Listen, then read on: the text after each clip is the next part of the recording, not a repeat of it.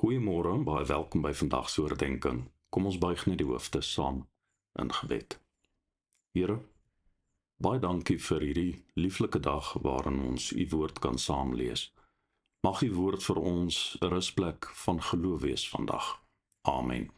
Paulus teken op in 1 Korintiërs 2 vers 7. Wat ons verkondig is die wysheid van God, die verborgde waarheid wat bedek was, en wat God van ewigheid af vir ons bestem het tot ons ewige heerlikheid.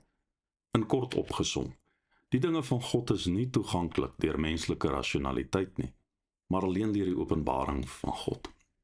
Dit gaan met ander woorde nie oor slim of minder slim mense nie. Dit gaan oor wat God self bekend wil maak. Hy sluit dit wat vir die mens ontoeganklik is, wat verborge is, oop. Daar is geen natuurwetenskaplike of geesteswetenskaplike instrument of 'n vaardigheid wat God kan meet nie. Die wysheid van God is ontoeganklik deur hierdie middele. Wat ons van God weet is deur homself aan ons geopenbaar, en in besonder in Christus Jesus ons Here. Die mens kan niks sinvol oor God sê sonder sy eie insette nie. Die dinge waaroor Paulus met ander woorde in Korintiërs praat, is alleen toeganklik omdat God dit bekend wil maak, om geen ander rede nie. Kom ons bid saam.